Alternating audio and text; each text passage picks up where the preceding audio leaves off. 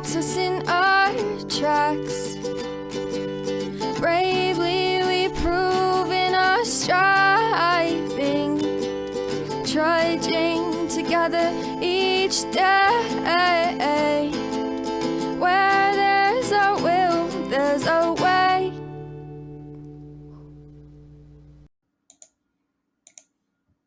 Good afternoon, fellow trudgers and trudgies and trudgers. That's all I can come up with off the top of my head.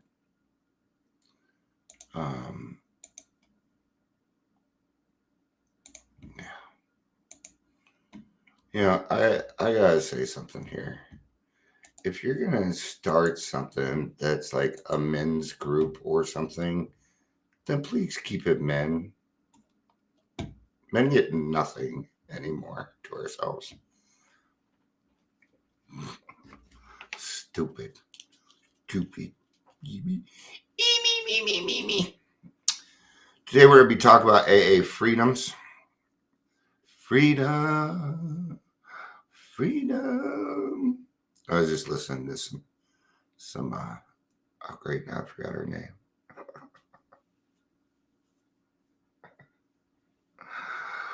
Oh, I could tell you pretty quick. Am I not entertaining you? Aretha Franklin. I love my Aretha Franklin. SECT.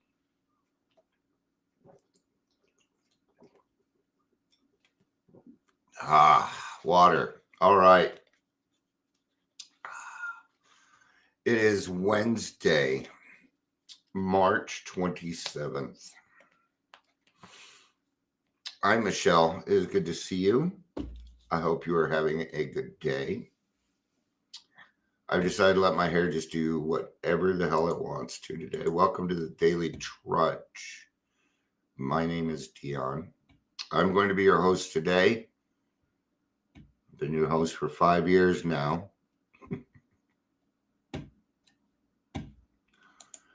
It just is what it is. At this point, it just is what it is. You know, it isn't any different from me going to a meeting every day. It really isn't. It's just kind of what I do. Although I have to say I'm getting a little wore out on it. I am. Its freshness is gone. And I feel like I've beat the hell out of some of these topics. But I'm here to do God's will, not what Dion wants, right?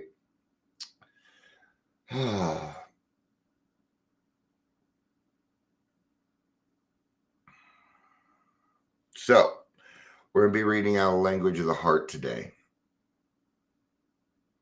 Language of the Heart is a set of grapevine readings, or grapevine writings that Bill W. did.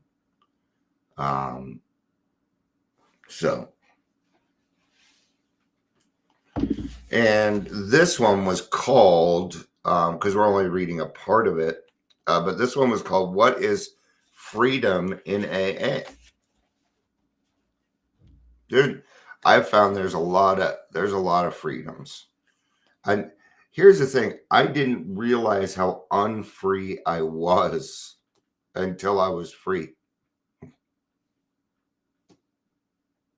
I did not realize how unfree I was. I was stuck in my ways. Okay. Having an open mind is part of freedom. Now, having an open mind doesn't mean that I believe everything that comes to me. In fact,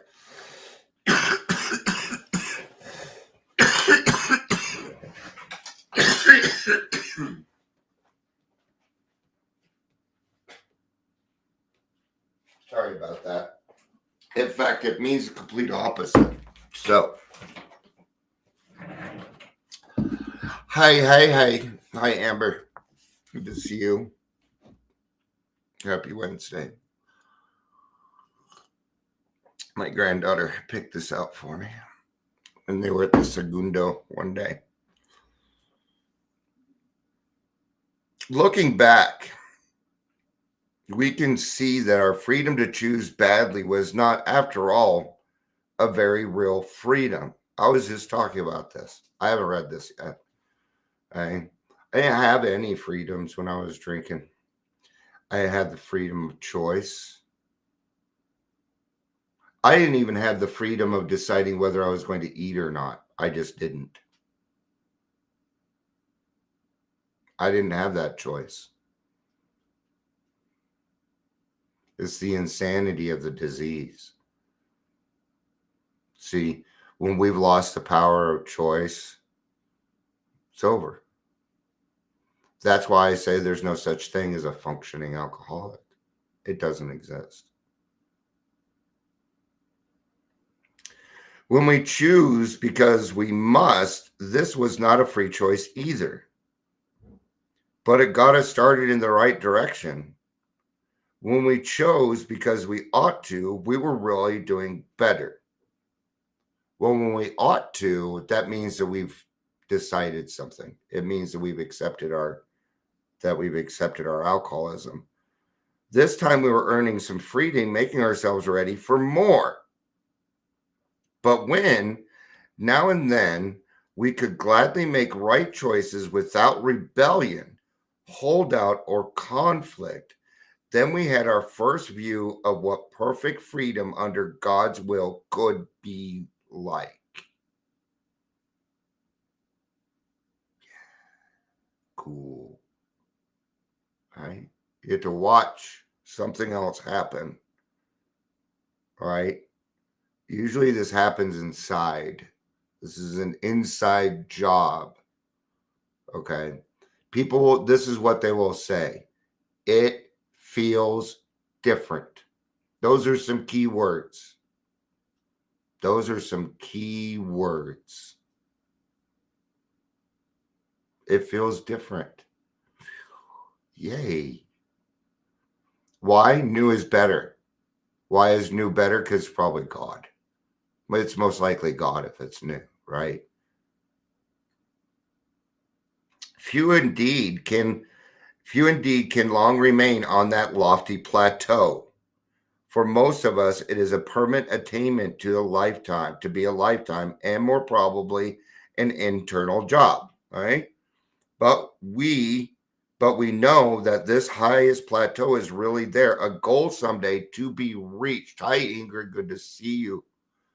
See, I woke up late so that everybody could join the live. That isn't why, but it worked out really well for me. So, that someday will be reached. So what are we talking? They're talking about a few things here. Number one, they're talking about the pink cloud, which will, and then they're saying it'll end. But there's more. There's more. Now you're going to have a series of pink clouds in your lifetime. Yeah, absolutely you are. But then it goes on to talk about the highest plateau. What's the highest plateau? Well, that's perfection. Okay? And we're going to try and strive for perfection in 6 and 7. Such are the several freedoms in AA. This is the part that comes from the reading in the Daily Reflection. Such are the freedoms in AA, and this is how they seem to work among us. To gain these insights took a long time. It was not until 1945, 10 years after I met Dr. Bob, that we even dared put Tradition of Alcoholics Anonymous on paper. There had been a period in which we continually feared what erratic members within the world without might do to us. They're going to have to trust that people are going to do the right thing. It was difficult to believe that our group conscience could be a reliable guide. Hence, we questioned the wisdom of giving every AA group its local autonomy. I could see why. Giving a bunch of alcoholics power? Man. But once these alcoholics hit step 10 and understand that they have a different type of power and they use that willpower, it becomes beautiful because it's the will of God.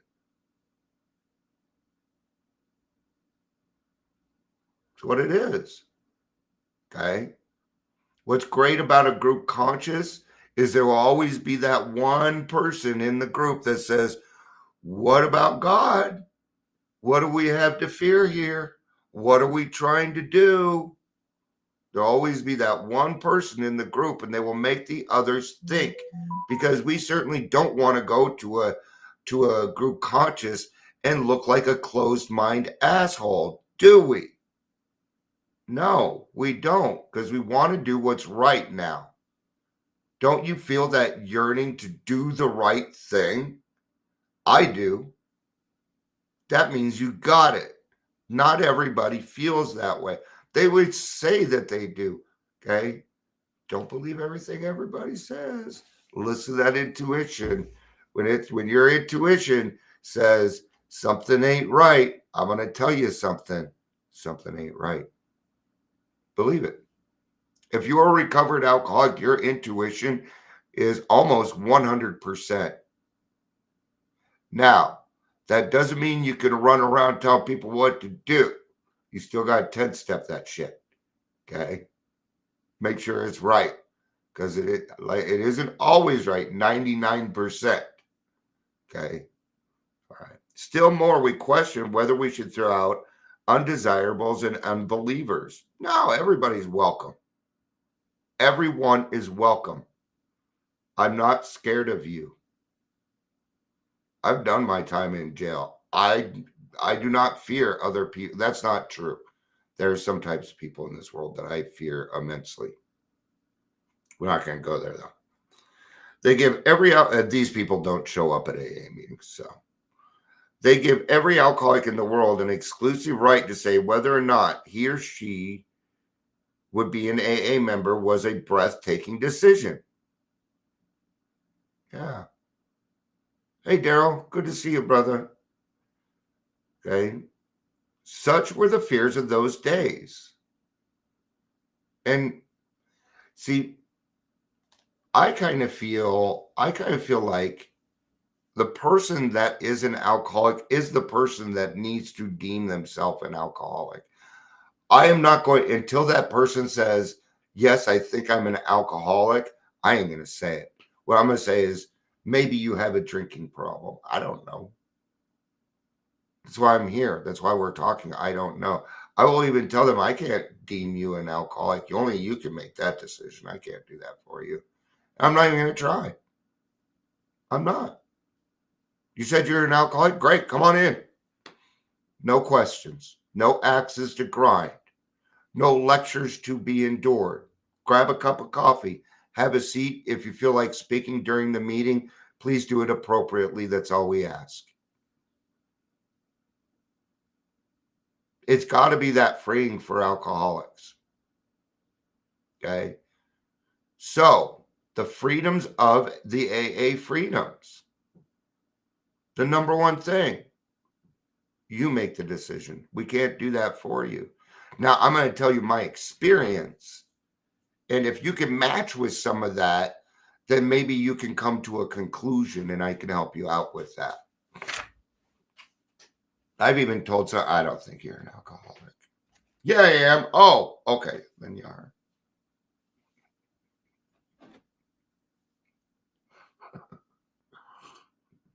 It's called the takeaway. I can tell you now, all of my sales work I implement in my sponsorship. Yeah, I do. Even when people do the podcast, they get scared. They get scared, and I have to close that. And it has to be a tight close, because if it's not, they're going to show up. So, all right. And such were the restrictions that were tempted to place upon each other. After all, these were the restrictions that even more benign societies and governments had to place on their members and citizens. Why should we be the exception? Well, because it ain't working. That's why, because it isn't working. Happily, however, we adopted no governmental measures. Instead, we cast up the 12 traditions of AA. These were truly the utterance of our entire group conscience. The amazing degree of today's voluntary conformity to them is something for the greatest wonder and thanksgiving. It is. I love the traditions. I actually run a lot of things. I run my business on the traditions. That's why it's broke. It's supposed to be broke.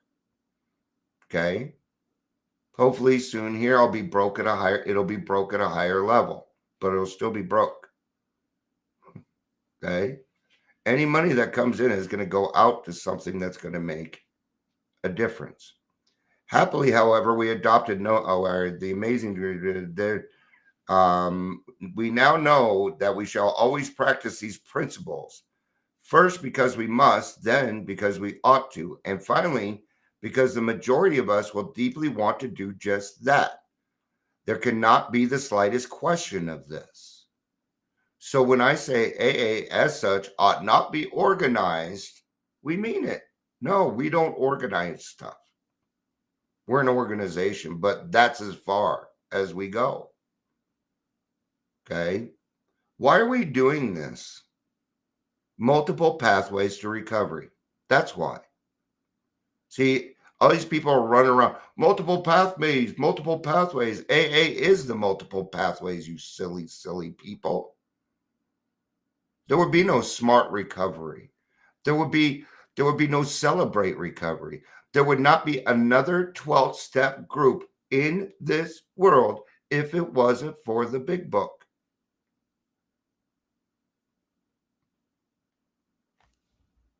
Just saying. We trust that we already know what several freedoms truly are, that no future generation of AAs will ever feel compelled to limit them. Our AA freedoms create the soil in which genuine love can grow, the love for each other and all for God himself. Okay? See, and I'm going to say this. I'm really glad that growing up, I didn't have many bias. I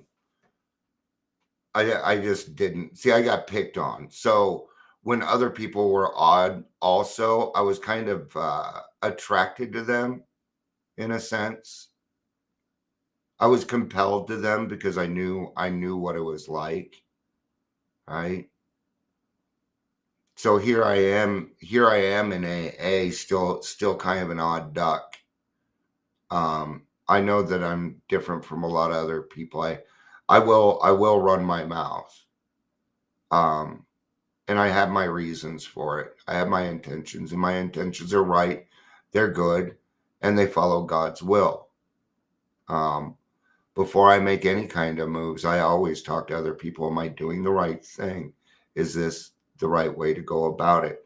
I feel a great responsibility. Okay. I'm going to say this real quick, but it's something that I'm going to write out. If you are in the industry and you are making any money, okay, which is fine with me. I don't mind recovery coaches and people making money. Okay. What that means is that you are a person of trust. Okay. And you made a commitment. You made an ethical commitment to report things that were not correct, and you're not doing it. Okay. Okay. I'm a snitch. If people want to call me a snitch, if they want to call me whatever, that's fine. But I have a duty. Okay. And when you don't report, what you're telling me is one of two things. It's fear. Either fear that you're going to report and then these people aren't going to like you anymore, or the fear that you're doing stupid shit and you're going to get caught too. And I know this, and those days are over.